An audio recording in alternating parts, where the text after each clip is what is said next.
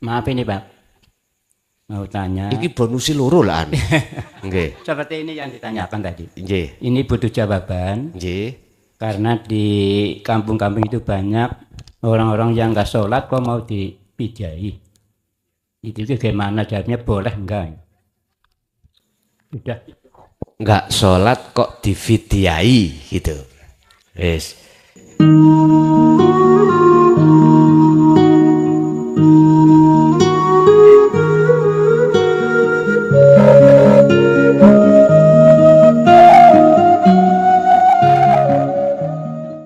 Cek, Nur Sewu Kiai.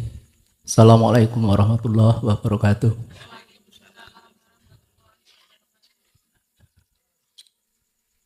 Ngeten Kiai.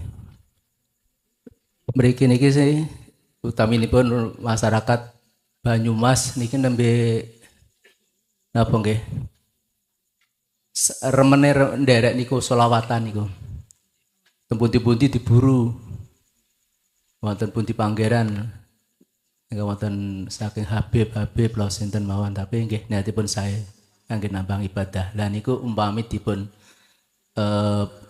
pandang saking 4 zikir niku menawi sholawat ingkang sareng rame-rame ngoten niku kalebet ingkang syariat hakikat napa pripun dokter anu Kiai mun keterangan ingkang jelas katen lho.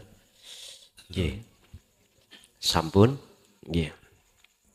Kul katakan Muhammad lillahi ku tetep kedue Allah apa asy-syafa'atu syafaat.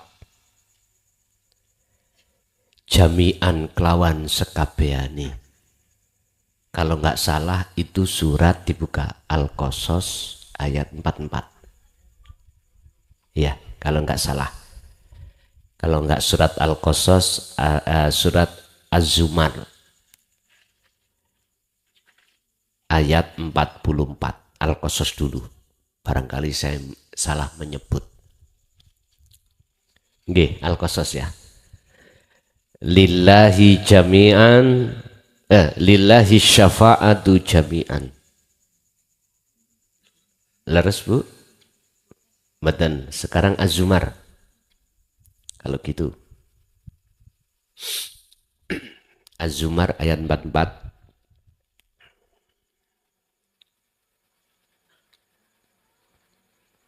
Anak Google. Berarti Az-Zumar nih. Az-Zumar ayat 44. Wong moco solawat iku roto mayoritas pingin oleh syafaat. Tak lurus nih. Dan kita didoktrin dan didogma syafaat itu milik Kanjeng. Nggih mboten? Mari kita buka jawaban dari Quran surat Az-Zumar ayat 44. Milik siapa itu? Lillahi ku tetep kedue Allah. Kul katakan Muhammad, ini justru Rasulullah yang disuruh mengatakan. Sampai luweh percaya perkataane Rasulullah apa Habib? Rasulullah. Terserah jenengan. Iki mohon maaf di luar sedang bersiteru ya tentang duriyah yang ngaku-ngaku Habib. Lah ngoten ya. Habib itu Pak, kalau menurut Quran itu surat Ali Imran 31 itu gak harus duriyah.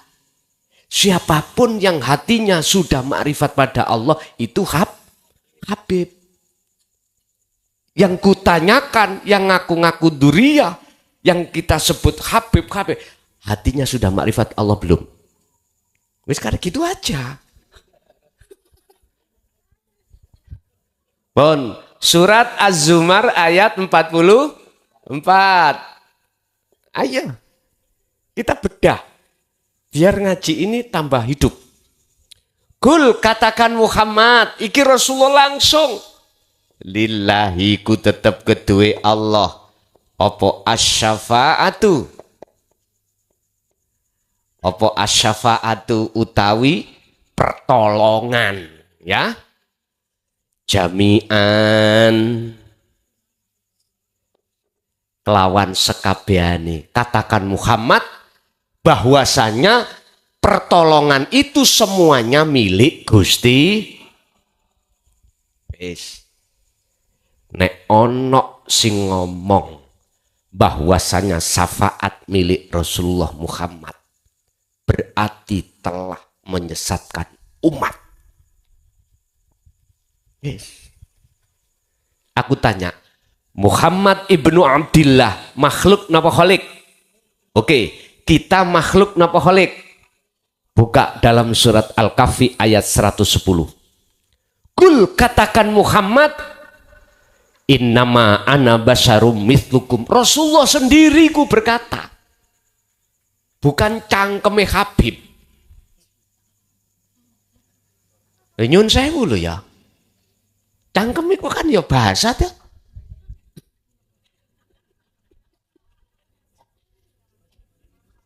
Ojo tersinggung.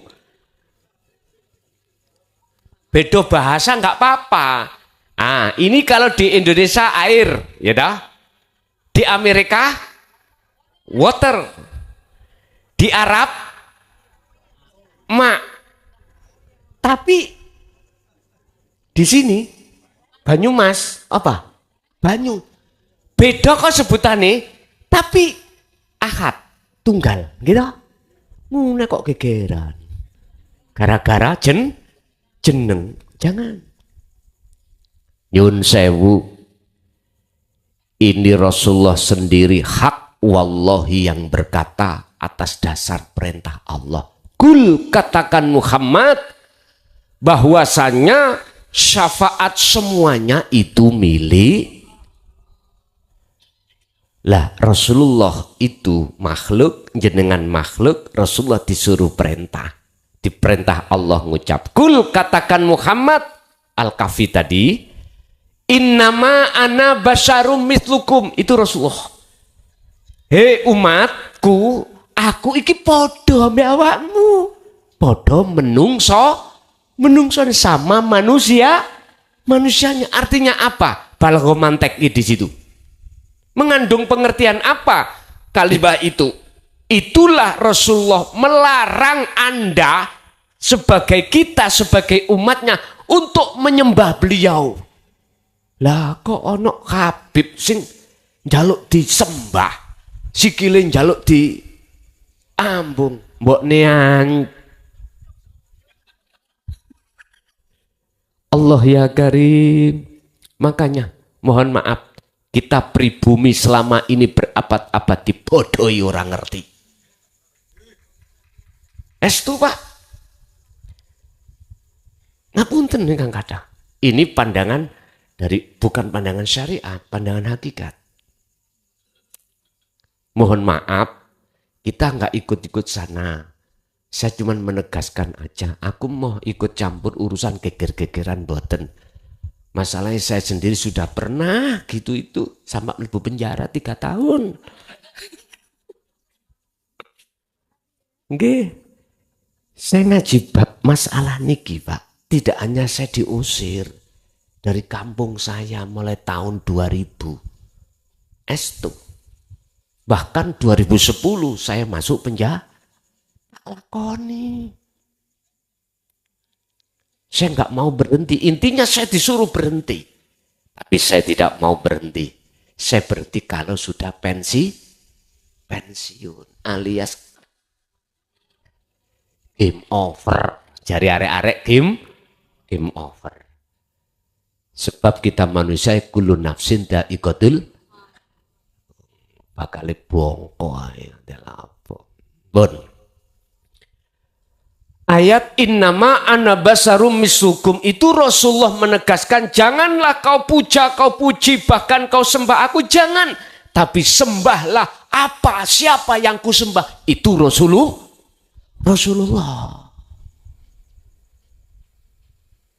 Nyun sewu. Jenengan salaman ngambung ilu, hati-hati. Hati-hati. Hati-hati loh. Kalau secara jasmania saja dimaklumi karena itu hukum syariat.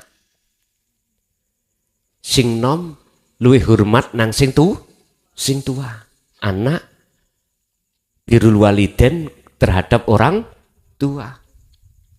Santri terhadap kiai.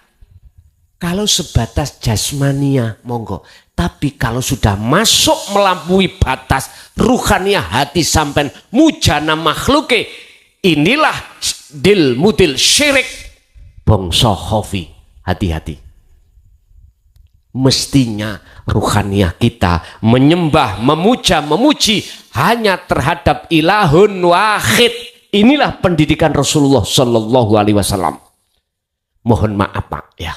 Estu jikalau ini terasa pahit, saya rasa tetap saya sampaikan. Sebab Rasulullah juga menyampaikan hal ini. Walau karihal musyrikun, huwaladzi arsala rasulahu bil huda wa dinil haq liyudhirahu ala dini kullih. Walau karihal musyrikun, walaupun beliau dicaci, dimaki, bahkan di Arab itu ya, di Mekah zaman waktu itu, upaya golongan tokoh-tokoh kafir Quraisy membunuh Rasulullah, merencanakan mau membunuh Rasul. Akhirnya muncullah asbabun nuzul ayat hijrah. Rasulullah disuruh pindah ke Madinah, sehingga disebut sebagai golongan muhajirin, dan di situ ditolong oleh golongan ansor. Makanya disebut golongan ansor.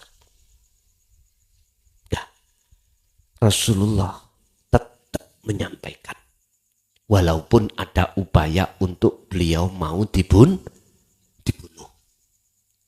Itu Rasulullah.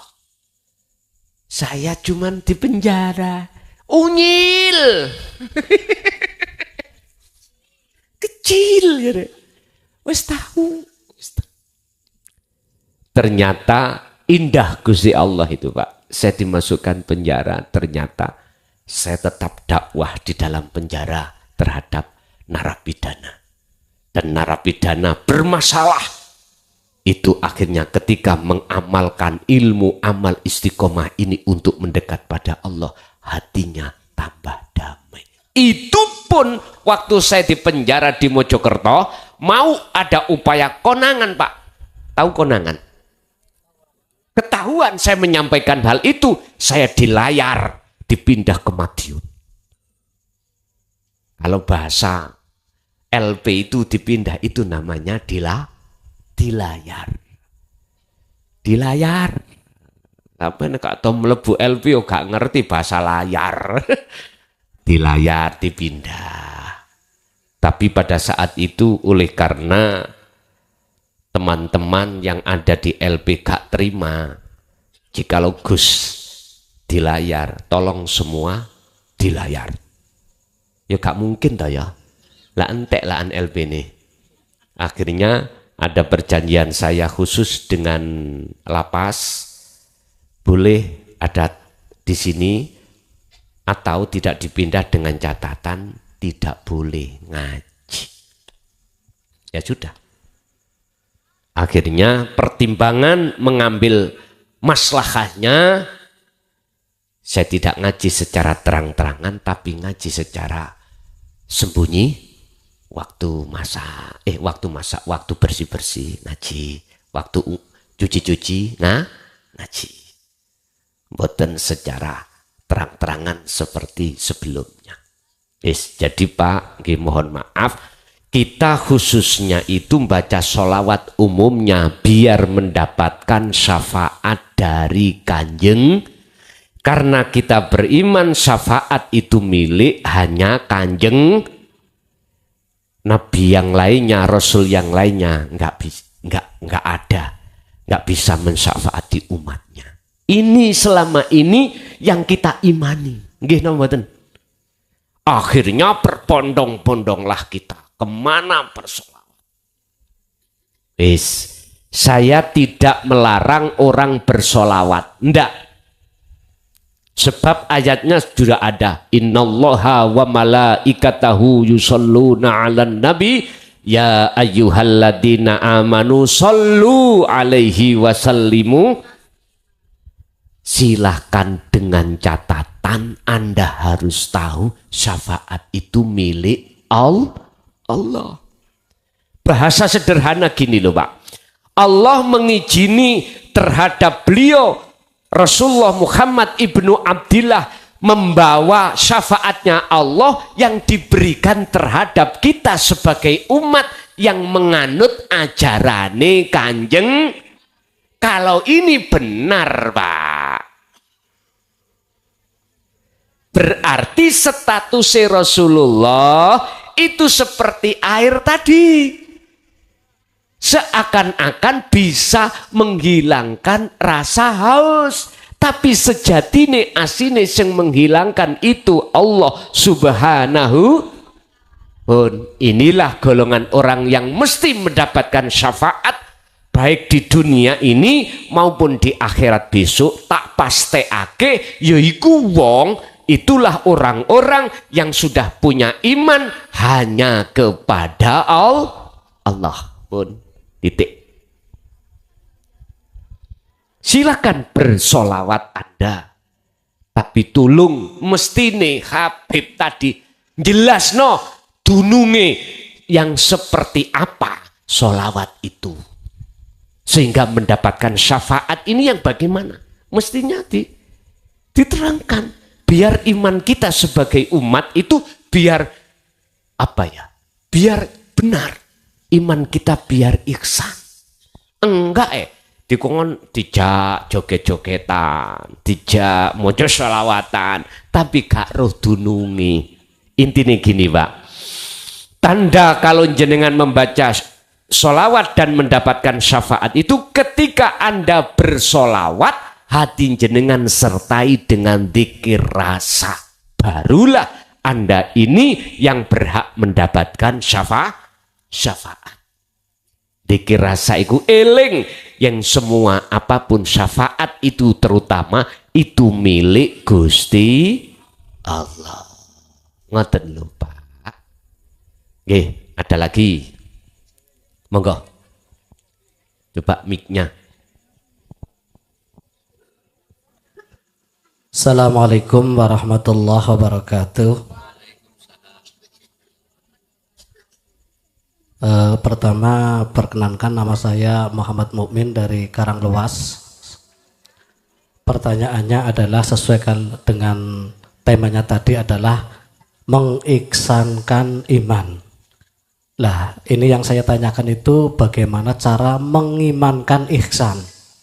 Karena kita sudah tahu semua bahwa salah satu sifat Allah itu adalah mukhalafatul lil hawadisi.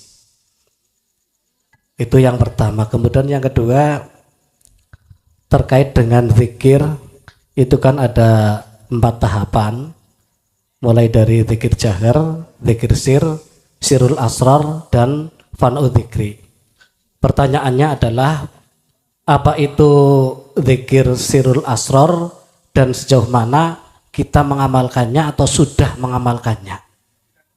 Dan yang terakhir, untuk mempertajam pertanyaan Bapak tadi, bahwa sudah lumrah ketika ada orang berpidato, baik itu orang awam maupun para ulama kiai, itu mengatakan begini: salawat serta salam mugi tetap katur kanjuk dumateng jan kita Nabi Agung Muhammad sallallahu alaihi wasallam ingkang kita sedaya punika tansah ngajeng-ajeng berkah sosa pangetipun wiwit donya ngantos dumugi wonten ing akhirat. Lah niku dos pundi hukumipun? Matur nuwun. Assalamualaikum warahmatullahi wabarakatuh. Waalaikumsalam warahmatullahi wabarakatuh. Pertama, bagaimana kita mengimankan ihsan ini? Mungkin bisa dilihat di dalam hadis fastaqomu ada itu. Kalau di dalam Al-Qur'an napa hujanan iki? Nggih. Nah, nyene dikongkon ngumpul. Ada batu, Pak ya. Batu itu atos. Ras. Terus di atas batu itu ada air yang menetes. secara akal, mohon maaf, sulit air menetes ini akan membolongi, apa ya membolongi? Melobangi batu yang amat keras. Lah ngaten nggih? Hati kita keras, Pak. Karena hubud dunya hati kita. Susah untuk bisa mencapai tingkatan makrifat. Oke, logis. Tapi jikalau air yang menetes itu tidak berhenti, terus menerus, maka aku yakin batu sekeras apapun akan menjadi lubang. Coba nanti dipraktekkan di rumah sebagai tamsil atau contoh atau sebagai angan-angan kita, tafakur kita pada Allah. Sama. Bagaimana ihsan kita betul-betul hakul yakin. Tidak hanya nurul yakin, hakul yakin. Jalan satu-satunya adalah dzikron katsiron. Bahkan dalam surat Al-Insan Allah jawab, wadhkur isma rabbika bukrata wa asila wa minal laili fasjud lahu fasabbihu lailan tawilan. Pagi sampai sore Muhammad, bahkan malam yang panjang, tetaplah kau itu menyebut nama Allah. Artinya cara hati jenengan diperintahkan untuk selalu ingat pada Allah. Betul memang ayat ini mukhotobnya terhadap Ka Muhammad, tapi aslinya juga terhadap kita sebagai umat. Sebab wahyu per wahyu itu memang diturunkan terhadap Kanjeng Nabi, tapi untuk kita. Ada Pak, sebab orang yang beriman itulah untuk Kanjeng Nabi aja. Mohon maaf, malam ini saya klarifikasi, walaupun kamu khotobnya itu kembali kepada mufrad terhadap Kanjeng Nabi Muhammad, itu aslinya juga terhadap kita. Beliau mekengkeng itu karena memakai mufrad, mukhotobnya itu. Akhirnya dia bersikukuh, oh itu untuk Kanjeng Nabi aja. Kita kan umat banyak. Ya kalau itu ayatnya kum, baru untuk kita. Mohon maaf Pak, estu mohon maaf. Kita dididik di pondok pesantren itu ada ilmu nahwu, ilmu sorof, ya tah? Ada ilmu fikih, ilmu hadis, ilmu Quran, balaghah mantek. Tolong di masa jenengan ini, kasih wonten masa lo ya, belajarlah anak-anak kita yang masih di ibtidak, sanawi, aliyah, tolong raihlah ilmu itu.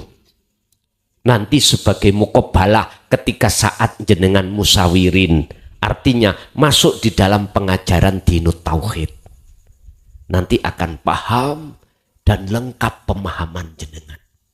Makanya kita yang punya anak, mohon maaf, jangan pernah dalam hati kita, biayanya berapa yo?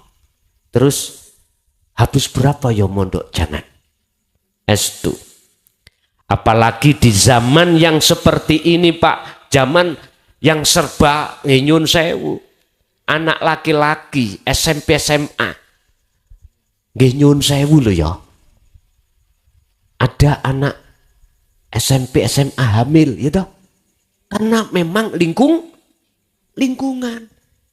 Kita sebagai orang tua, mohon maaf, tidak sepenuhnya 24 jam mengawasi, mendidik anak karena kita repot mencari nafkah. Gitu?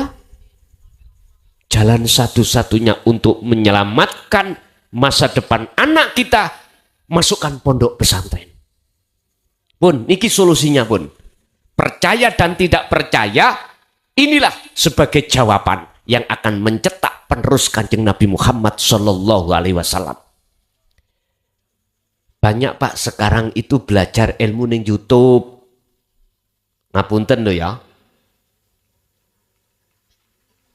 Tapi mohon maaf kalau tidak kita masuk dunia pesantren.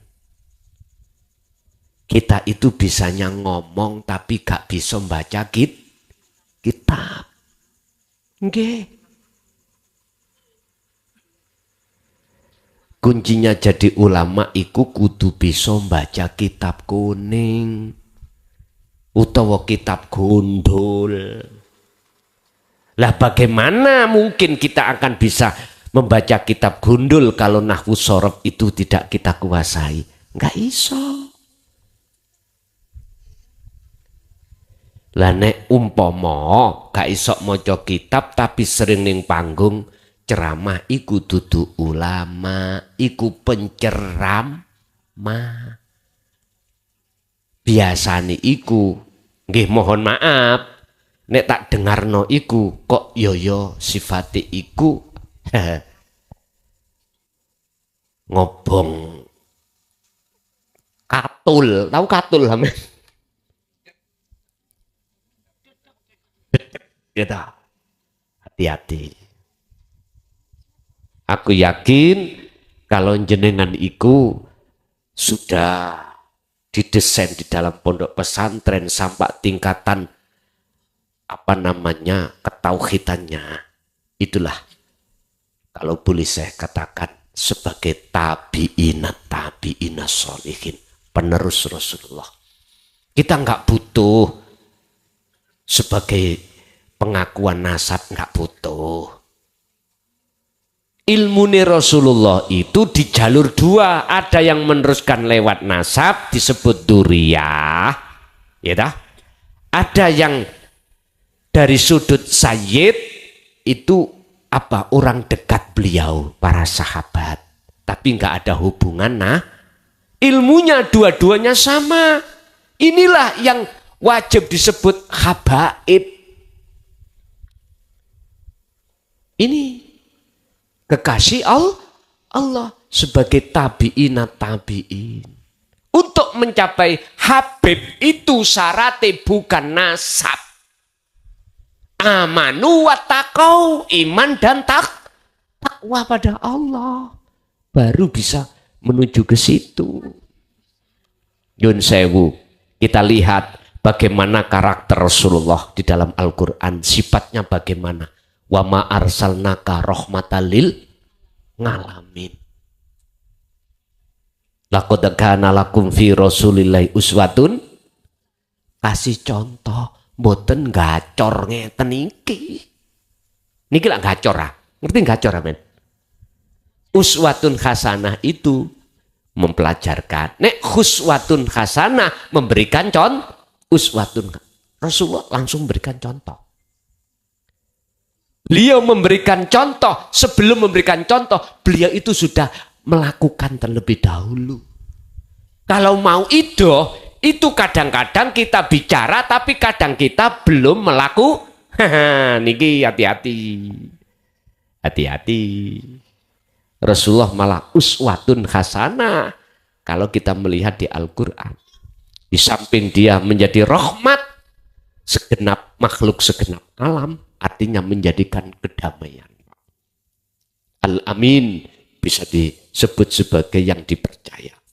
Sifatnya kan ada 4. Sidik, fatonah, tablek, amanah. Sekarang gini, yang ngaku-ngaku duriyah, ada nggak rahmatan lil alamin? Ayo. Malah menjadi rawat. Pribumi antara pribumi akan tawur. Inilah akan terjadi kedua kali perang Palegrek. Mungkin sejarah jenengan sekolah biyen dulu ada kan perang Palegrek antara saudara pribumi dengan pribumi.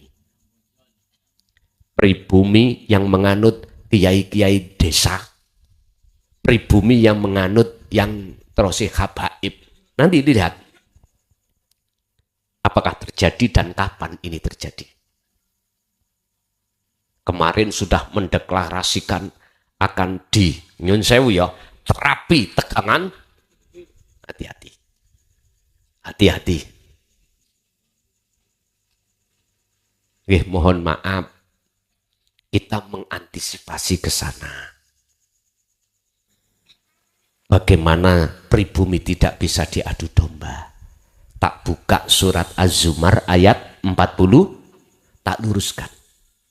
Saya tidak benci dengan orang yang membaca sholawat, ngajak masalah. Enggak.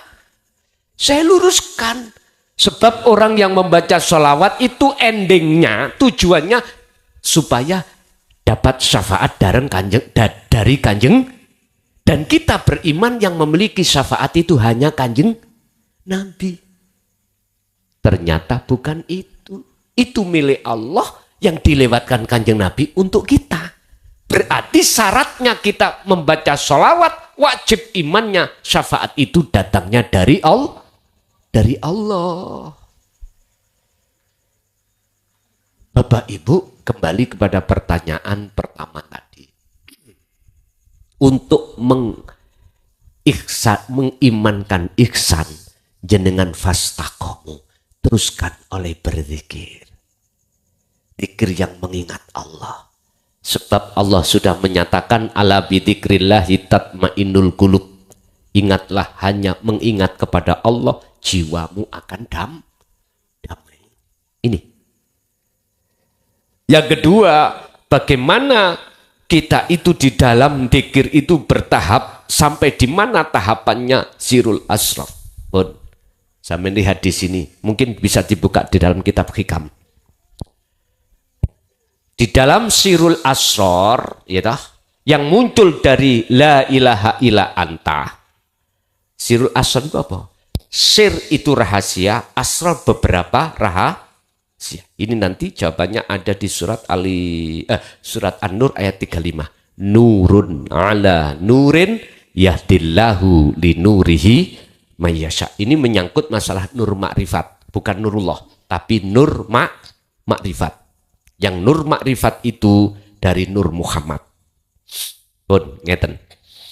Di dalam dzikir sirul asrar itu, yaitu dzikir yang tidak mengucap bila suwarin wa kalamin wa lafdin wa ismin.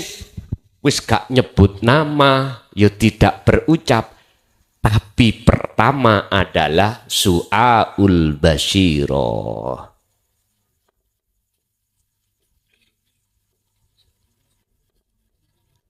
Apa su'aul basyirah? Merasakan kalau Allah hanya ilahun wahid, hidup kang sejati, yaitu Allah subhanahu wa ta'ala. Di dalam diri kita dan di luar diri kita lah sang yang berperan. Segala hal apapun yang muncul dan timbul, itu sumbernya dari Allah subhanahu. Allahu khalaqakum wa ma ta'malun. Allah yang menciptakan seluruh makhluk. Wa ma lan opo tak maluna kang doa gawe sira kabeh iku sangka Gusti Allah, bukan dari kita sendiri. Artinya kita harus mengasah terus dzikir su'aul basyirah, rasa tadi. Rasa dalam hati. Rasa itu apa? Iman. Kita harus terus mengasah iman itu setiap saat dan waktu. Contoh, waktu sholat. Sebelum kita takbiratul ihram, hati sampai harus yakin atau merasakan. Bisanya Anda takbir itu karena ada yang mentakbirkan. Tidak bisa takbir sendiri. Inilah kata Nabi Musa di dalam surat Al-Baqarah ayat 54. Innakum dolamtum anfusakum bittikhadikumul ijla. Hei kaumku, sesungguhnya kau telah dolim pada Allah. Bentuk dolim pada dirimu sendiri. Rupanya apa? Bittikhadikumul ijla. Menjadikan anak sapi sebagai sesembah. Artinya, nyun sewu, hatiku mau iman, sukaria, bersukaria terhadap sapi. Artinya gambar sapi ada di dalam hati. Bittikhadikumul ijla. Dengan bentuk kamu telah menjadikan anak sapi menjadi sesembahan. Iki kacamata hakikat, bukan syariat. Bukan sapi pedet-pedet wujud mboten. Apa? Ning ati ono rasa iman bahwasane yang bahwasanya sing ngaji metu iki teko klason atiku ngunu, berarti sama halnya saya menyembah pedet. Tahu pedet nih? Pedet itu anak sapi. Bagaimana caranya kita itu untuk bertobat? Fatubu ila bari'ikum, dengan cara faktulu anfusakum, lepaskan rasa keakuan dalam dirimu itu yang melakukan, dilepas. Inilah maksud su'aul basyirah. Ini sama halnya su'aul basyirah itu ada di surah Al-Ankabut ayat 5. Allah dawuh, mangkana yarju liqa Allah fa inna ajalallah la'at. Barang siapa dalam hatinya ingin bertemu Allah, ada keinginan untuk bertemu Allah, karena ada rindu. Mengapa demikian? Karena jenengan sudah mendapatkan guru akhirat dan diwejang ilmu untuk mengesahkan Allah. Mesti rindu sampean untuk selalu bertemu Allah. Waktu sholat pingin ketemu Allah. Barang siapa di antara kamu sekalian ingin, dalam hatinya ada keinginan, harapan untuk bertemu Allah, fa inna ajalallah la'at. Allah berjanji. Nih, niki sampean kecoi. Allah berjanji pertemuan mesti terjadi. Allah berjanji dalam waktu yang sudah Allah tentukan pertemuan itu terjadi. Entah ketika sholat, entah ketika zakat, sedekah, puasa, haji, atau kerja, atau waktu makan, atau apapun. Tandanya bertemu Allah tadi. Ada 3 hal tadi yang saya katakan di depan. Apa? Dalam hati sudah lepas keakuan diri. Nomor 2, dalam hati muncul akunya Allah semuanya yang melakukan. Yang ketiga adalah hati terasa damai. Kalau ini sudah sampean pupuk terus sampean bangun su'aul basyirah, maka lanjut yang kedua, tahapan di sirul asra yang kedua, ainul basyirah. Apa? Bertemu. Melihat itu satu paket dengan bertemu. Syariat saya dari Mojokerto ke sini numpak mobil. Torikohnya jalannya tol. Hakikat tujuan bertemu jenengan. Kalau sudah sampai ke sini bertemu jenengan, inilah makrifat. Syariat sampean bertemu Allah apa? Ilmu. Udah disampaikan. Terus torikohnya semua aktivitas ibadah murni atau tidak, yoiki torikoh sing mutasil yang dilakukan Kanjeng Nabi. Wis tak kadani. Rasulullah pada saat itu segala ibadah baik murni atau tidak murni beliau jadikan sebagai jalan untuk bertemu Allah. Ini hakikat. Ini torikoh maksud saya. Lah hakikatnya, tujuannya adalah bertemu Allah. Berhubung ilmunya sudah disampaikan, otomatis dalam diri hati jenengan ada keinginan bertemu Allah. Ketika saat sudah bertemu, maka disebut ainul basirah. Melihat wujudnya Gusti.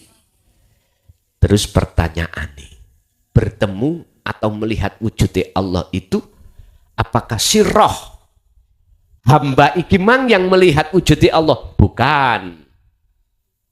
Bingung iki ngaji itu untuk kuno bingung iki. Syekh Ibnu Athaillah kalau mendefinisikan bertemu Allah iku ngene. La ibsarun wa mubsarun wa basarun. Yang melihat tadi, yang menghadap disebut makhluk. Lah kan nggih? Oke, ruh. Yang dilihat adalah Allah. Yang dihadap adalah Allah. Terus yang ketiga, yang melihat mata disebut mata. Ketiganya itu fana. Nama-nama 3 itu fana.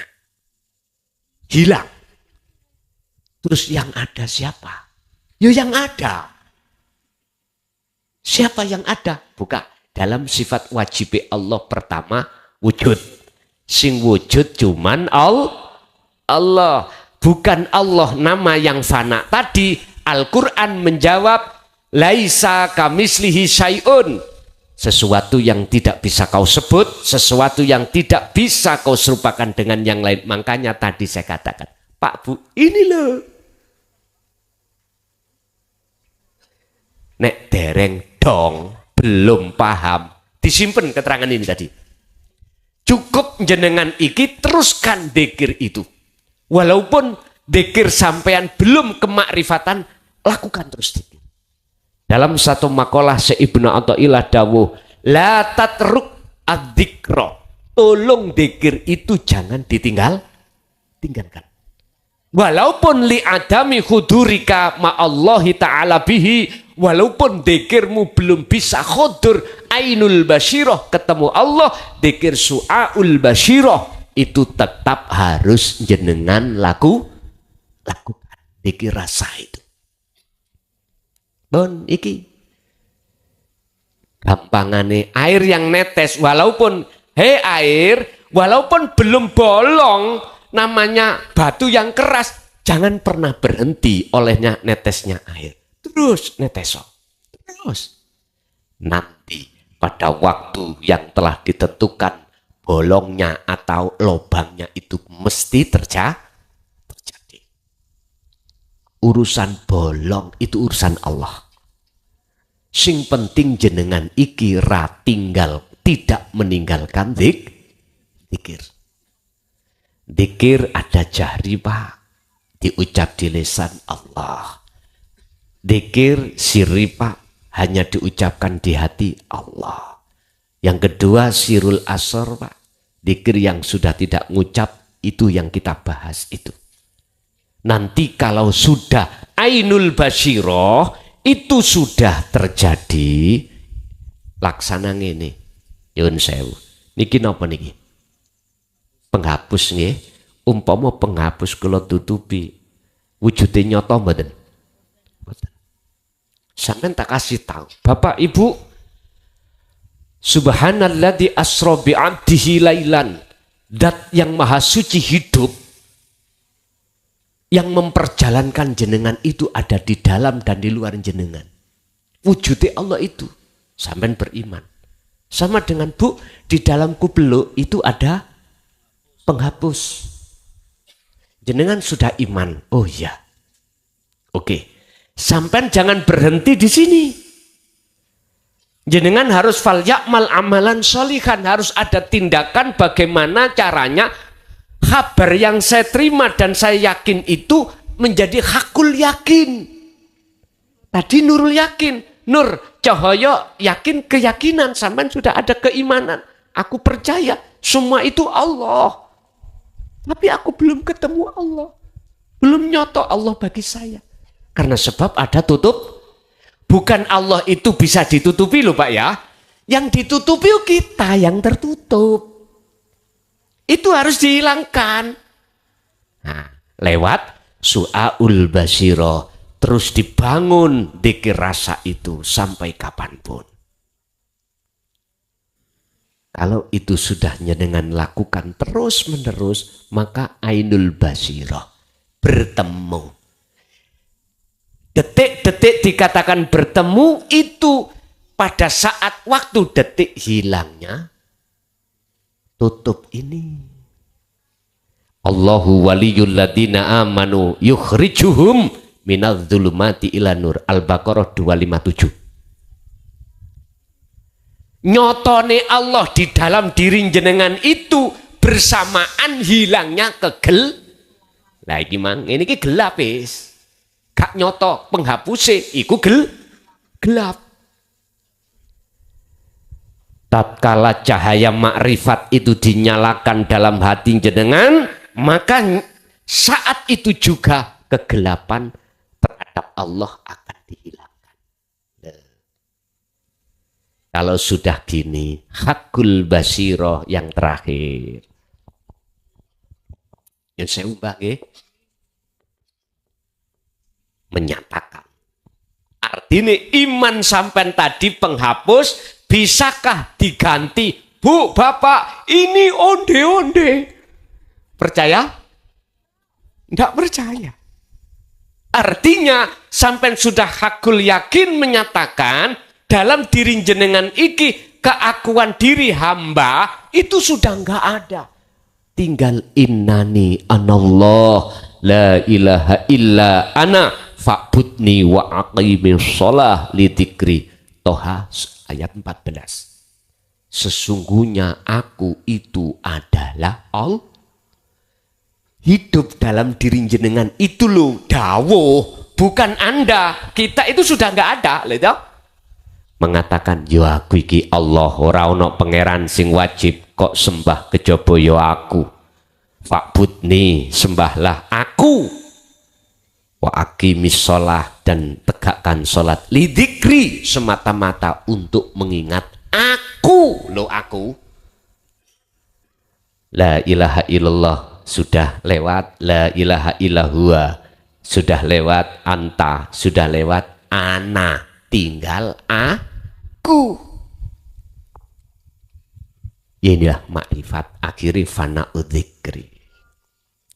Fana'u dzikri berarti sudah kefanaan, ingat ikun jenengan wis tidak.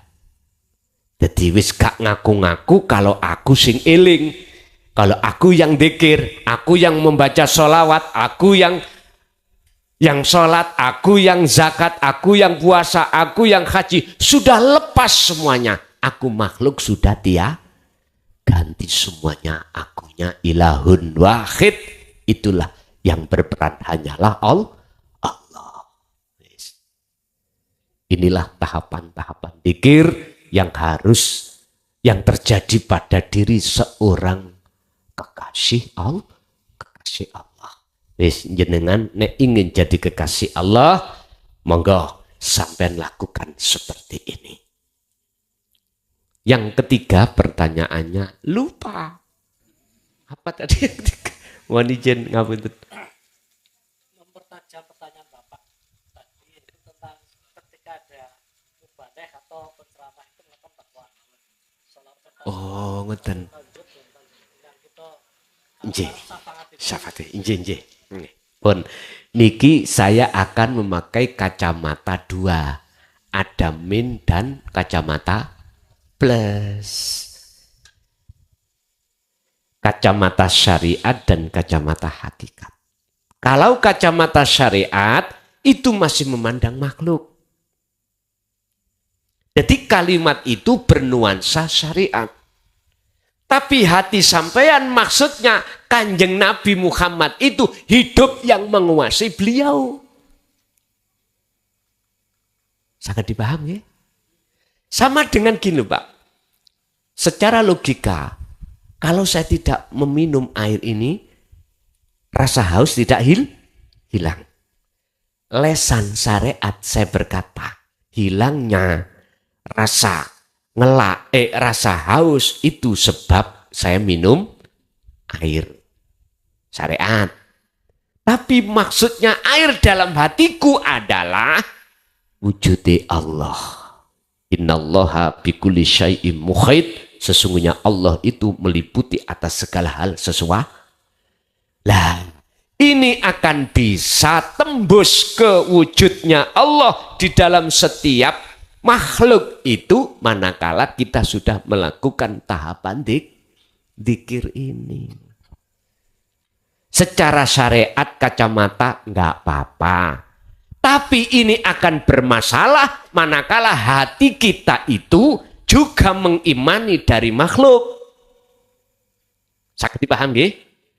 Dan ini tidak akan bahaya membaca sholawat atau syafaat mengharap dari Kanjeng Nabi apabila itu hanya di lisan, tapi hati panjenengan maksudnya Muhammad itu Allahnya yang menguasai Muhammad. Makanya syahadat kedua wa asyhadu anna Muhammadar Rasul, dan sesungguhnya Muhammad itu utusan Allah. Muhammad jenengan makhluk.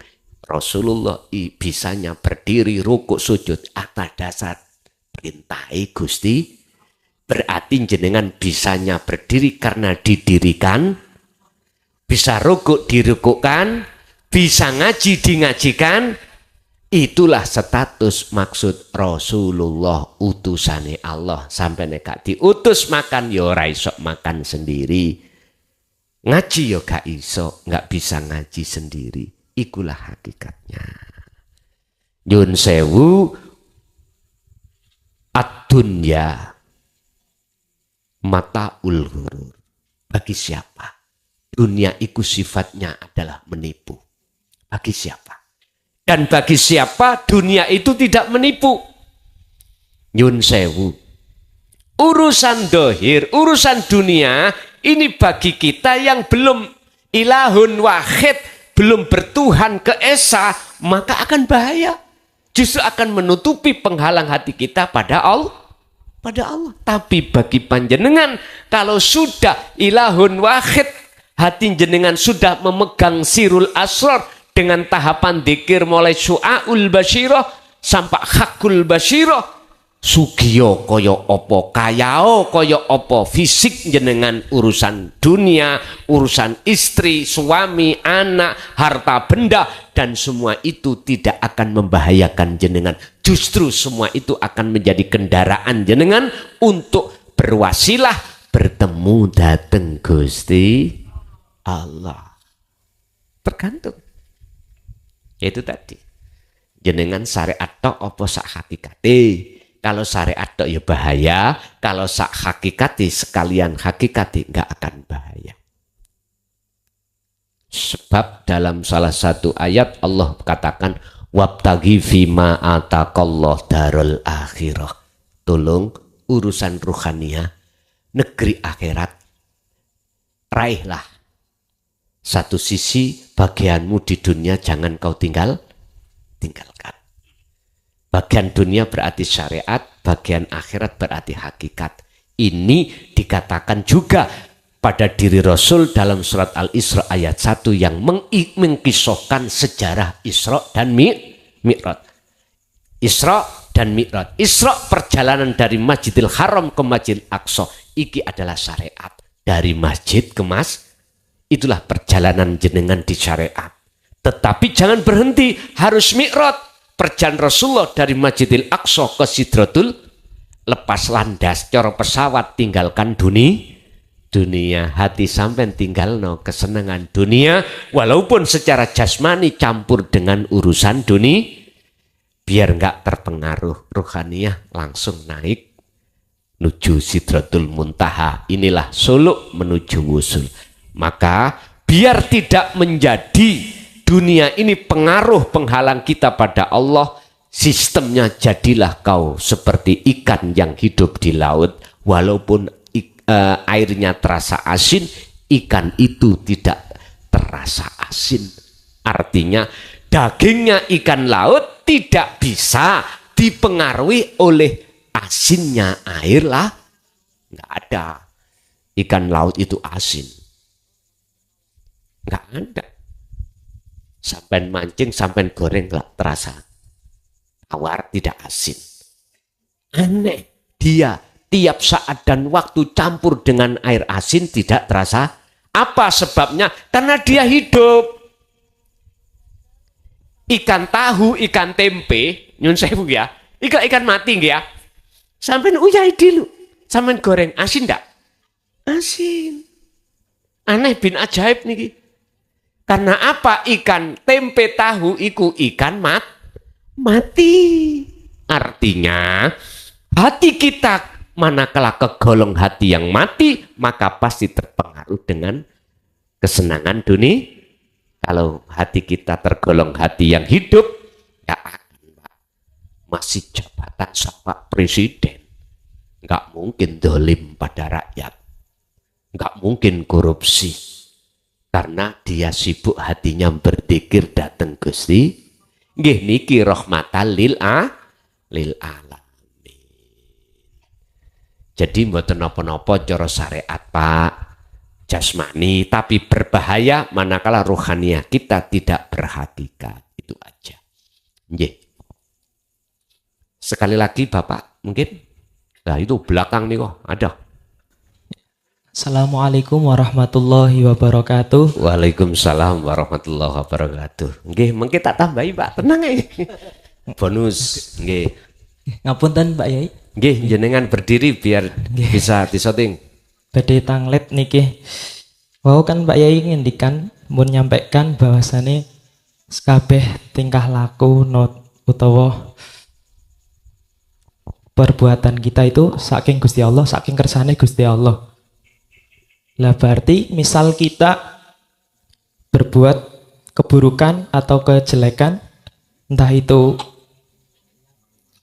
nyolong, terus mendem, terus nopo mawon sing tersesat, niku termasuknya kan saking Gusti Allah. Niku pripun Mbak Yai? Nggih. Niku mawon, pun. Nggih. Nggih. Inilah kiai sak donya gak iso jawab. Kecuali sing jawab Allah baru bisa. Artinya apa? Di dalam Al-Quran hujahnya ada. Jikalau baik datangnya dari Allah, jikalau jelek dari nafsumu sendiri. Ini dipandang syariat benar supaya kita biar tidak condong ke pekerjaan maksiat. Sekalipun yang menguasai di situ Allah. Kalau kita itu memandang dari syariat, bingung Pak.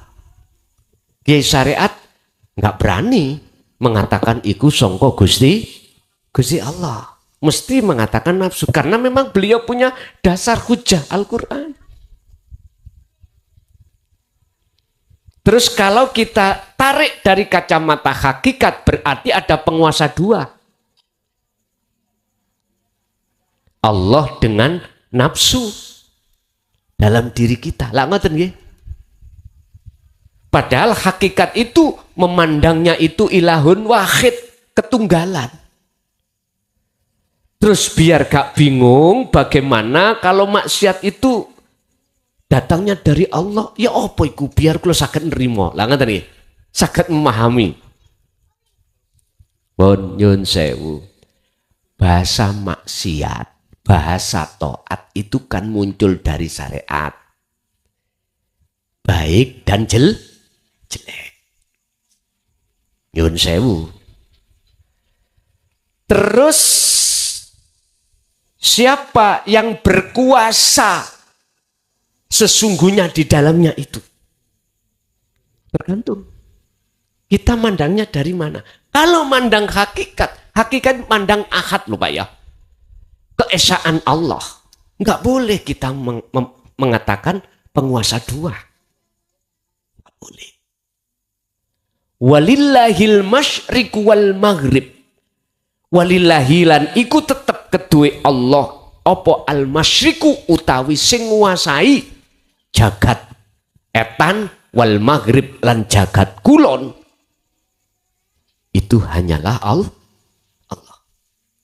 Sampai akan paham dan kita tidak akan protes dan tidak menuduh ada penguasa dua manakala kita sudah sampai di hakul basiroh. Kalau belum masih bingung Pak kita. Estu masih bingung. Ingat, di dalam tubuh kita ada segumpal daging. Tatkala itu bagus, maka baguslah semuanya. Jikala itu fasad, rusak, maka rusaklah semua. Apakah itu? Hadis Rasulullah sahih itulah hati. Terus dinukil oleh Imam Ghazali di dalam kitab Ihya Ulumuddin juz 2. Insya Allah kalau nggak salah. Bukan hati maksudnya seperti hati ayam, bukan. Al-qalbu ay ar-ruh, maksudnya ruh. Jikalau ruh kita itu beriman ada dua, bahkan ada tiga, ada empat, maka rusaklah itu. Setelah itu maka rusaklah seluruh perbuatan jasmani kita Pak. Rusak. Di mata Allah. bukan di mata akhirnya jasad kita ini gampang maksiat. Karena kita tidak merasa Allah dekat atau Allah selalu melihat kita. Nyuwun sewu. Tombok togel niku dosa napa mboten miturut syariat? Larangan apa perintah? Nyuwun sewu, Pak. Saya tidak ngomong inisial loh ya. Saya pernah tahun 2001 2002 diparani kiai, Pak. Ulama minta nomor. Mohon maaf ya. Saya katakan ulama karena pandangan umum dia tukang ngaji. Kebebeng, tahu kebebeng, Pak? Keterpaksaan. Hutangnya banyak. Niku bilang sama saya, Gus, dudunono meresuk kemis iku piro muncule. Kanggo nyaur utang tok ae. Saya coba, mohon maaf. Ini tingkatannya kita sebagai tukang ngaji, isok ngaji. Apalagi yang tidak belas. Nah gitu toh. Artinya siapapun kita, apapun status kita, kalau belum sampai dzikir sirul asror, su'aul basyiroh, bahkan hakul basyiroh, mesti terbuai, Pak. Kita itu hati kita. Dengan gebiarindunya terbuai. Sehingga kita akan buta pada Allah, akhirnya kita akan gampang dan berani berbuat maksiat. Husnul a'mali nata'iju husnil akhwal mingkol bin zalihidin. Ibnu Athaillah dalam makalah, perbuatan dohir jasad ini akan bagus, itu tergantung sumber yang muncul keadaan ruhaniah itu bagus apa ora. Bagusnya hati ruhaniah jenengan yaitu mingkol bin zahidin. Kalau di dalam Al-Quran, ini wajah tuwaj, ya wajah rasampen menghadap ke wajahi Gusti, baru itu benar. Nek wis seperti ini Allah terasa dekat dan Allah terasa selalu melihat kita. Gak akan, Pak, kita itu gampang berbuat maksiat. Bapak Ibu, terus bagaimana kita meyakini kalau maksiat itu datangnya dari Allah? Ngeten. Jangan dilihat makhluke. Nek sampean lihat makhluke mesti muncul kata-kata mesti muncul kata taat dan maksiat.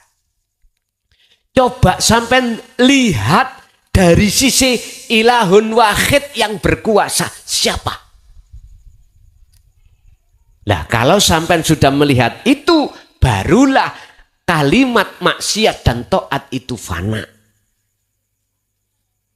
Sehingga manakala ditarik ke syariat lagi, sebab apa Allah menguasai si A berbuat maksiat, si B berbuat taat, sebab apa? Lah asbabun nuzul akan masuk niki, seret sampean tahu jawabannya. Oh, mek satu jawabannya. Yang taat sami'na wa atokna, yang maksiat sami'na wa asaina. Jawabannya di dalam surat Al-Baqarah ayat ndek-ndekan. Innal ladzina kafaru sawa'un 'alaihim a'anzartahum am lam tundirhum la yu. Mereka yang maksiat itu karena dituturi atau tidak dinasehati atau tidak, tetap hatinya la yu'minun, tidak percaya. Lah maksiat niki sing kula maksud maksiate ati. Maksiate ada dua, maksiate jasad dan maksiate roh. Khusus yang kubahas tadi adalah maksiate roh. Apa maksiate roh? Musyrik, menyentuhkan Allah dengan yang lain. Nek maksiate jasad iki ditoto ning hukum syariat. Wis ngerti iku bojone wong.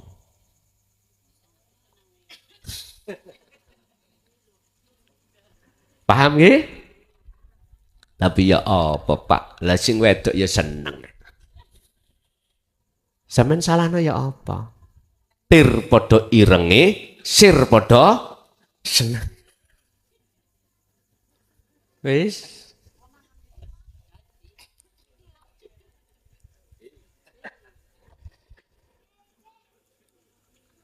Padahal wong wedok iku akeh sing gak duwe bojo. Iku wae ditulung, sing rondo ditulung.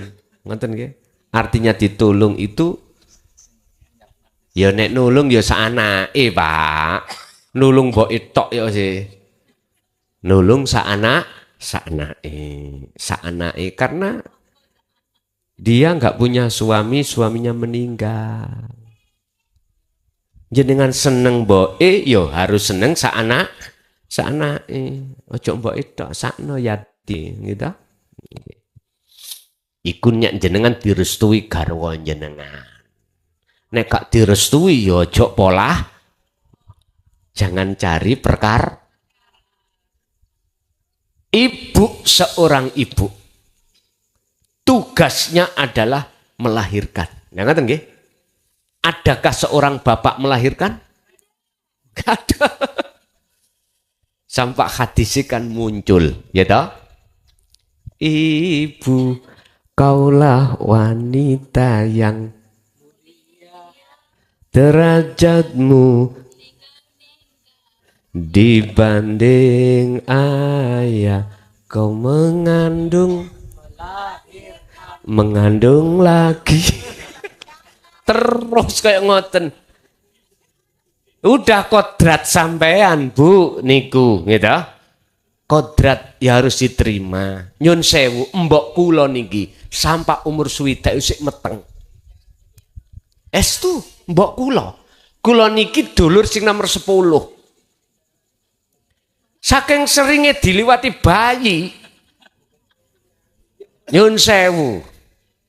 Embok dulu itu kalau melahirkan digawe watuk niku ceblok. Mbok. Nggih, umur 60 itu masih hamil. Nggih, saudara saya sekandung itu 12, Pak. 12. Kula tiru sekarang. Anak saya sekarang 7. 7 separuh. 7, anak saya sekarang 7. Wis mboten saged bedakno kula. Wedoke pira lanang pokoke 7 separuh. Tahu 7 separuh nggih? Nah. 8 kurang titik ngoten. Hampir 8. Saya harus di atas 12. Gak kalah dengan orang tua. Orang perempuan janganlah kau keluar kodrat. Kan ada perempuan sudah wegah mau hamil lah gitu nggih. Wis kok umpama saya bisa meteng hamil, saya gak njagakno seorang wanita meteng dhewe. Berhubung saya seorang suami laki-laki mboten bisa hamil, ya harus sing hamil adalah istri lah gitu toh. Makanya janganlah wahai saudara kaum wanita, bila mana suamimu minta kau hamil lagi, ikhlas ridolah kau hamil lagi. Makanya kau menghamil, ngandung lagi, terus wis gak leren pun. Kok belakang dari situ toh Imam. Jadi kita akan mengatakan tidak maksiat, tidak taat manakala melihat Allahnya. Sebab gak mungkin Allah itu berlaku maksiat. Kalau kita sudah duduk di akad, selain akad kan gak ada. Kan gak ada Pak. Yang ada kan cuman Allah. Bagaimana mungkin kita makhluk yang tidak ada bisa melakukan maksiat taat? Makanya saya katakan bertemu Allah itu bagaimana mungkin kita yang sebagai makhluk yang sifatnya tidak wujud bisa melihat yang wujud. Mungkin boten? Boten mungkin. Jadi yang bisa melihat yang wujud sendiri Berarti yang melihat Allah itu Allah sendiri. Setelah dalam dirimu kefanaan keakuan dirimu sebagai makhluk. Wengung memangnya kalau sudah di situ, Pak. Tapi kalau sampai terus menerus gelem dikir seperti itu, Allah sendiri yang akan membimbing diri jenengan, dan jenengan tidak akan pernah bingung manakala nanti kalau sudah di hakul basiro. Nggih. Bapak tadi bonus niki bonus. Assalamualaikum warahmatullahi wabarakatuh. Waalaikumsalam warahmatullahi wabarakatuh. Kenalan Gus, kula saking Pemalang. Pemalang. Nama Tarsono. Oh, tebe. Nggih. Badhe tanglet niku dzikir sirul asror niku napa wonten bacaan khusus napa namung cekap rasa atau diingat. Terus tunggal. Lan ping kaliyan niku niki secara syariat ingkang sering kedadosan teng lingkungan kula niku pidyahan. Niku Napa bidian? pidyahan niku. Apa? Pidyah. Oh, Bidyah. bayar Nggih. denda itu, bidiah, yang kafarot. sepuputan lambai sholat Nggih, nggih. terus diganti kali was. Nggih, nggih, nggih.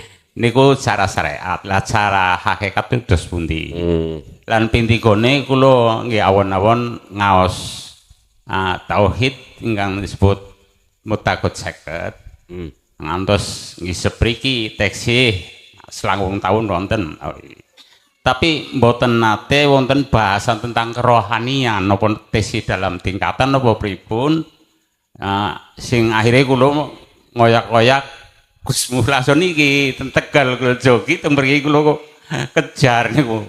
Amargi selami kula nderek ngaos tauhid tapi mboten kok mlebet teng kerohanian. Nggih. Mung hanya nggih niku teng syariat belaka niku. Ngoten nggih. Nggih, cekap atur kula lan nyuwun ngapunten. Wassalamualaikum warahmatullahi wabarakatuh. Waalaikumsalam warahmatullahi wabarakatuh. Dzikir sirul asr iki proses sih, Pak. Muncul dari kalimat tauhid di dalam surah Al-Anbiya ayat 87. La ilaha illa anta subhanaka inni kuntu minadz zalimin. Tolong iki sampean buka di dalam tafsir mutasyabihah itu di dalam Al-Qur'anul Qadim. Nek Al-Qur'anul Karim berarti bacaannya. Tafsirane Al-Qur'anul Qadim. Tapi kalau sampean lihat dari tafsir muhakamah, apakah Ibnu Katsir, apakah tafsir Jalalain, tafsir Munir, tidak ketemu tentang sirul asrar. Mboten saged ketemu. Ketemunya itu nanti ada di dalam Al-Qur'anul Qadim. Yaiku wahyu Gusti Allah yang tersirat yang ada di dalam hati jenengan.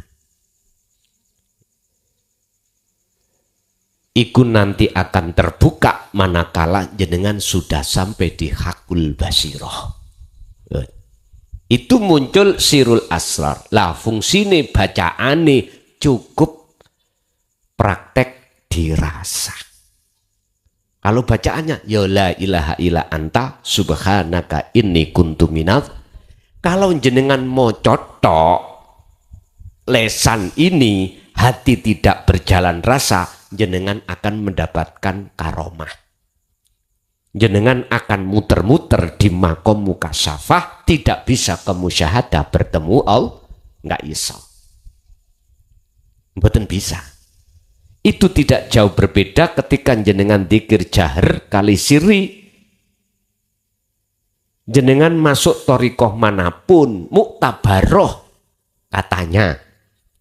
Ketika jenengan suluk puluhan tahun, pingin tahu saya. Sudah usul? Mohon maaf loh ya, karena saya juga korban, Pak. Jujur saya korban. Saya pelaku puluhan tahun. Jujur, saya masuk di dalam thariqah salah satu di antara thariqah yang muktabaroh. Aku nggak usah nyebut ya. Saya diaturi dzikir sirri, mohon maaf pada saat itu tahun 74, Pak. Berapa? Satu hari satu malam 20.000. Kalau sekarang berapa? 5.000. 20.000 Pak. Tapi itu memang proses birriyadhah wal adhkar. Memang proses itu. Tapi saya katakan, kalau terus sampean ada di dzikir itu, nggak bisa. Untuk dikatakan wusul di maqam musyahadah pada Allah. Kita endingnya nanti, terminalnya di maqam mukasyafah. Jenengan penuh karomah, jenengan akan, mohon maaf, dalam mukasyafah itu jenengan itu tiap saat dan waktu itu gampang ketemu malaikat. Keliwar-keliwari malaikat itu tahu. Malaikat arep ngambil bebek sampean. Ketemu. Takok. Kate nandi? Bebekmu tak cukup. Kapan Iki cara muhadasah ya, omongan pribadi. Cara ruhaniyah. Ya, sok minggu jam 10 siang. Loh, akhirnya ngomong kita pada bebek, bojone paman, ngeten, atau paman bojone bebek. Bebek aja dijukuk Gusti Allah minggu jam 10. Eblas saya. Tahu eblas? Ngomong apa sih kamu? Padahal bebek masih seger-segere, gitu? Masih sehat. Kok mungkin? Loh, kejadian sungguh minggu jam 10 itu dia dipanggil oleh Allah, tidur gak bangun. Loh, itu babakan ilmu kasyaf, ilmu karomah, itu bukan ciri wali, bukan ciri kekasih Allah. Ada tamu datang, seret, mau curhat dan minta tolong. Karomah ngomong, karomah yang dibawa itu ilmu karomahnya itu ngomong nang ngene. Hati jenengan. Orang yang datang tamu itu habis tengkar kemarin. Mau pisahan. Sing laki nempeleng. Sing perempuan nyelatu. Begitu masuk, Assalamualaikum, Waalaikumsalam, duduk. Tamunya durung ngomong. Langsung jenengan ngomong. Kalau jadi suami laki-laki, kalau nempeling tembok, jangan nempeling istri seorang wanita. Kaget mboten? Kaget. Loh, kok tahu?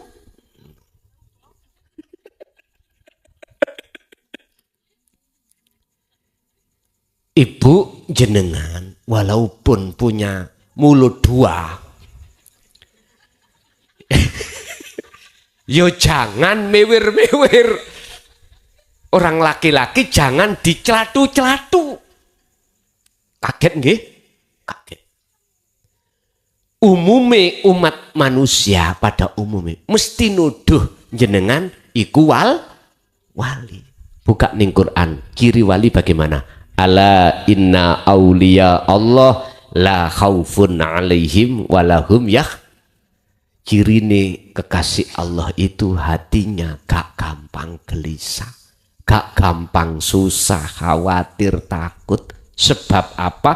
Hatinya itu wis yakin, sibuk kabeh sing ngatur Gusti pun. Aman tau?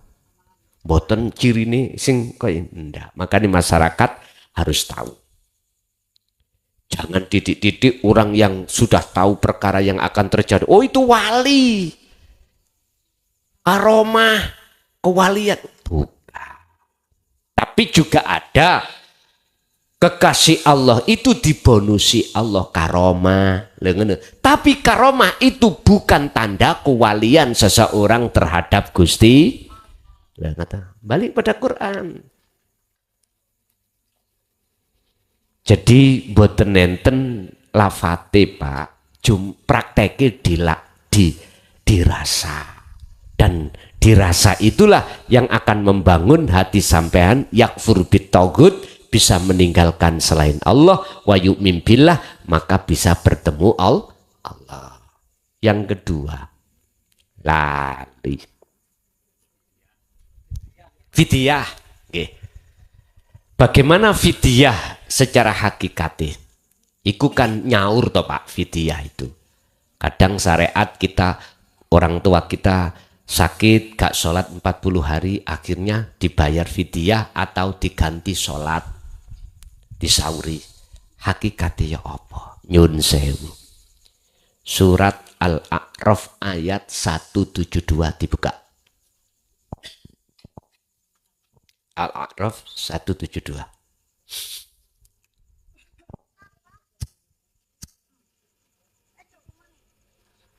Wis tah pawen nek ngaji ono kitab ini nggih. Sampun Bu, ketemu? Dereng. Paketane lemot. Alastu bi rabbikum qalu bala syahidna. Ruhaniyah sampean kali kula waktu di zaman ajali. Sebelum dunia didadekake. Iku sudah punya teken janji pada Allah. Salat iku wajib toh? Wajib. Hafidu ala sholawah wa sholatil wusta wa kumulillahi qanitin. Perjanjian. Muhammad 5 waktu, nggih 5 waktu. Di situ Allah katakan, betulkah ruh al-arwah, aku Tuhanmu. Tetapkah kau bercinta, menyembah, memuja, memuji hanya padaku? Jenengan jawab teng mriku qalu bala syahidna. Qalu mongko padha jawab sapa arwah, bala injih syahidna, bersaksi, melihat, bercinta, menyembah, memuja, memuji sapa ingsun dateng jenengan. Oke, langsung dicatat, disestempel. Wa nafakhtu, kemudian lalu ditiupkanlah roh itu terhadap jasad. Disitulah Bapak Ibu nikmatul ijad sudah Allah laksanakan. Nikmat di mana penciptaan jenengan kali kula sebagai makhluk. Lalu Allah juga menyiapkan nikmatul imdad. Kelangsungan kehidupan, kebutuhan jasmani dan rohani. Jasmani kita waktu di kandungan, vitamin dilewatkan ibu. Lah ngoten nggih. Bapak yang kerja, ibu ya yang hamil, yang mama kasih makan bayi di dalam kandungan. Jangkep 9 bulan lebih. Mohon maaf Bu nggih. 2 kates luru, 2 monyor-monyor. Tahu monyor-monyor? Penuh dengan ASI. Monyor-monyor penuh asinya. Itu loh namanya kalau Jawa Timur monyor.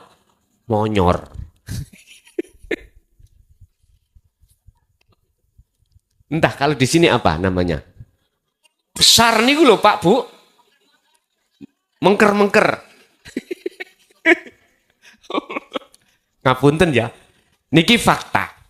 Allah sudah menyiapkan nikmatul imdad terhadap bayi jenengan kali kula. Lah ruhnya bagaimana? Rasulullah mengatakan kullu mauludin yuladu 'alal fitrah. Bayi yang dilahirkan dari seorang wanita, apakah itu orang tuanya muslim atau ghairu muslim, tetap fitrah. Artinya fitrah, ruhaniyah sampai kali kula ini masih mulus menyembah Allah. Menyembah ilahun wahid. Masih syahidna. Makanya anak kecil, kata hadis, meninggal sebelum balik, itu adalah langsung surga. Ini sebagai celengane orang tuh, celengan. Tahu celengan ya? Nyun sewu. Karena dia belum teringgapi dosa. Belum teringgapi perbuatan yang melanggar hukum. Karena bigori aklen belum balik. anak kecil itu laksana Kanjeng Nabi Adam di surga. Tidak ikut kerja, pingin apapun itu keturutan. Pak, Bu, gule, datang gule. Si kecil gak ikut kerja, gule. Minta mainan, datang mainan. Nabi Adam gitu, Adam, dalem Gusti. Kui pingin urip terus nengonin negeri surga, injih. Apa sebabnya? Kepingin apa ae kula gak katik rekoso, soro-soro kerja, datang sendiri. Oh ya, tapi satu yang harus kau pegang perjanjian apa? Wala taqrabah hadhihi syajarah. Jangan kau dekati pohon itu. Karena pohon itu berbuah khuldi. Jikalau kau mendekat mesti kepingin. Jikalau kau kepingin mesti ingin mendapatkan. Kalau sudah mendapatkan mesti kau makan. Siap ngoten. Syahidna nggih Gusti. Jenengan nggih ngoten. Nggih Gusti, kula nyembah jenengan. Tapi ketika akil balik datang, laki atau perempuan, akil balik sing laki cari gendaan, cari pacar, sing istri memeti, makanya jangan heran ada anak SMA, anak SMP hamil karena dia sudah balik. Artinya kita semua Pak, kalau sudah masuk dalam balik, akil balik, nafsu itu masuk, jeret, nyodorkan buah khuldi. Ketika Nabi Adam mendekat, enak be, kok anget. Terus wis kedemok, piye rasane? Lah ngoten nggih. Diteruskan. Akhirnya apa?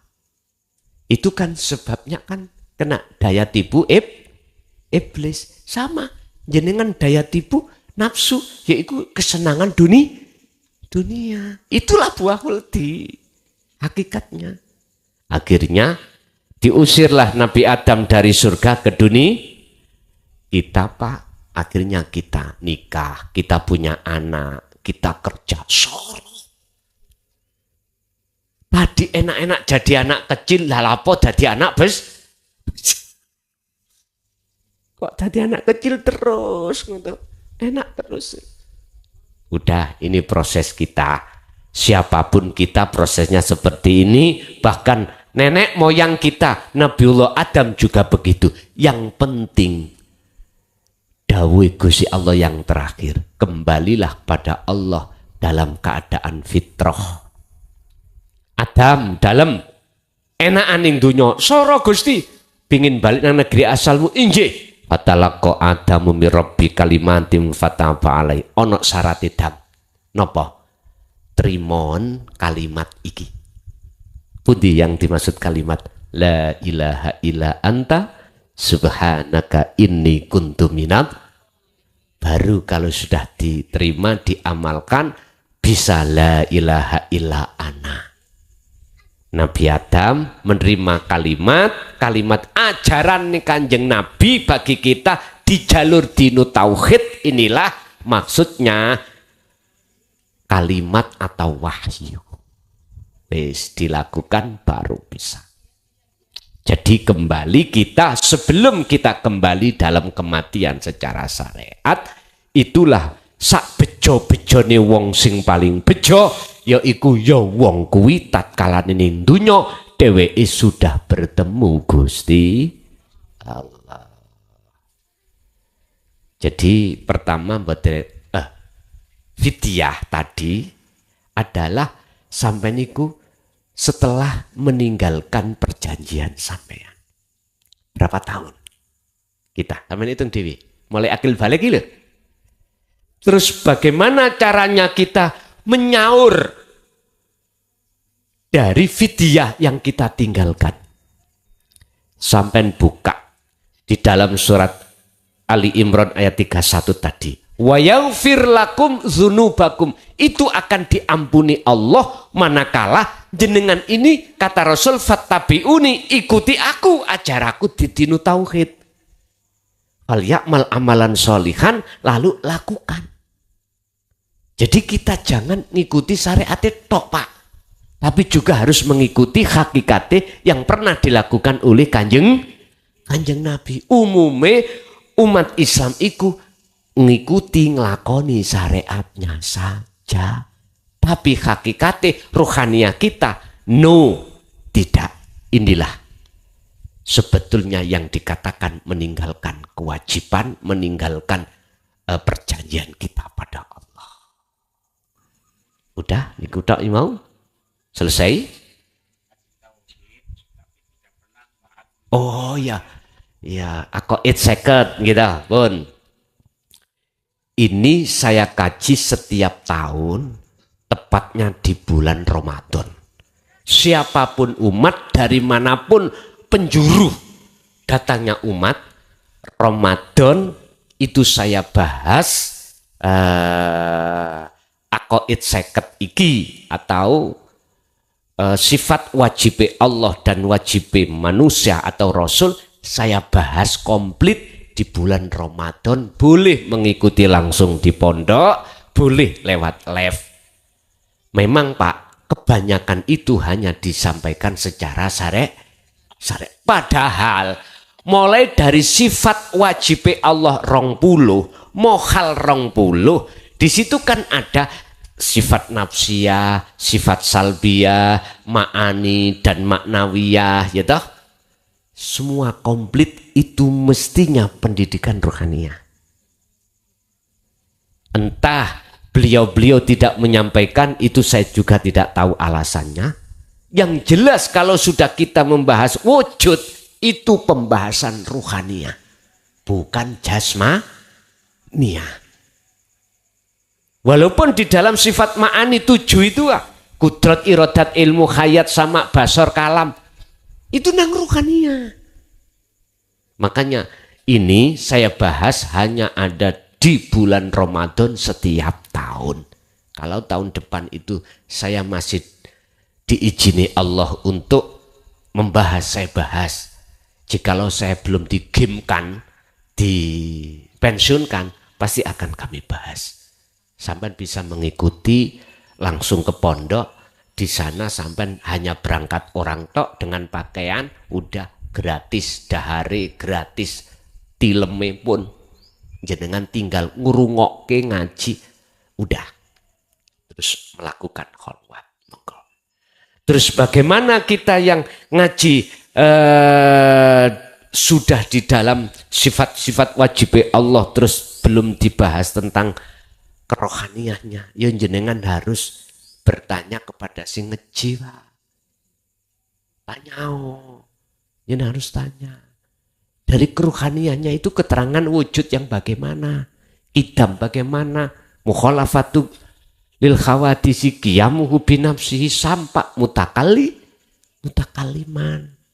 sifat mukhali Allah, sifat jaisi Allah, sifat wajib Rasul, mukhali Rasul, jaisi Rasul, akhirnya lengkap 50. Niku saya bahas setiap tahun itu cuman di bulan Ramadan. Inilah modal pertama sebagai dasar tauhid untuk pengembangannya itu adalah di dalam ilmu tasawuf lainnya. Mukobalahnya terserah, kitab hikam boleh, Jami Usul Aulia monggo, banyak kitab-kitab yang berversi tasawuf, Fatkur Robani ada, sakerso jenengan. Wonten melih niku cukup. Pun Bapak Ibu, ada yang tanya Ibu? Oh sudah. Oh diwakili Bapak Maaf ini Pak, mau tanya. Ini bonusi loro lah. Nggih. Seperti ini yang ditanyakan tadi. Nggih. Ini butuh jawaban. Nggih. Karena di kampung-kampung itu banyak orang-orang yang nggak sholat kok mau dipijai. Itu gimana jawabnya, boleh enggak? Sudah. Enggak sholat kok difidyai gitu. Yes. Kalau bahasa syariat tentang fidyah, apapun ilmu syariat itu khilaf. Beda madhab, beda pandangan. Kalau saya menjawab secara syariat, mohon maaf, wong madhab iku nggih kathah. Nggih sak kersa. Boleh. Karena dia awalnya juga bersyahadat, cuman belum beriman. Cara bahasa sarengat, ya ta? Tapi kita tidak tahu ruhaniyah beliau mungkin lebih dekat pada Allah daripada kita. Mohon maaf loh ya, mohon maaf. Kadang-kadang ada seseorang itu untuk mencapai kepada Allah itu kan ada sistem dua Pak, wasilun dan majdubun. Kalau wasilun secara jasmani taat hukum syariat. Ruhaniyah berhakikat gandeng renteng, indah. Cara orang berjalan kaki kiri juga kaki kanan. Kalau majdubun boten syariate saenake dhewe. Tapi ruhaniyahnya itu selalu berdik. Orangnya disebut jadab, gendeng. Lah kita kan tidak tahu. Dari pandangan lahir kita, dia tidak pernah tapi KTP-nya Terus sebagai ahli waris kita sebagai anak, apakah boleh memfidyahkan pada orang tua, padahal orang tua nggak pernah Boleh, pandangan syariat. Boleh, silakan. Terus bagaimana secara hakikat? Apalagi, sing penting iku syarate awaladun solihun yada'ulah. Kirim donga, ibadah sing diterima itu ibadah sing bersumber dari hati yang jahidin, hati yang makrifat dateng Gusti. Buka surat Al-Maidah ayat 27. Allah katakan, Al-Maidah 27 potongan. Ini mengkisahkan Habil dan Qabil ibadahnya.